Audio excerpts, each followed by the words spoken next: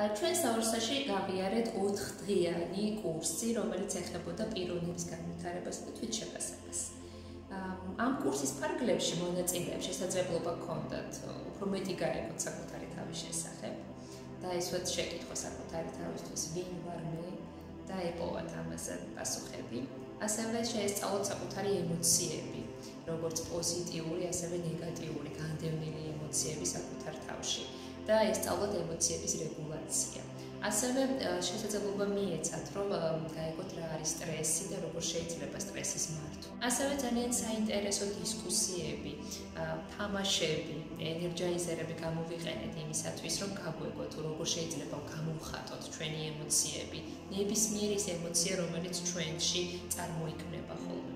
ასევე ჩვენ ძალიან ბევრი ვისაუბრეთ და ბევრი რამ გავიგეთ იმაზე, თუ რა არის ემოციური ინტელექტი.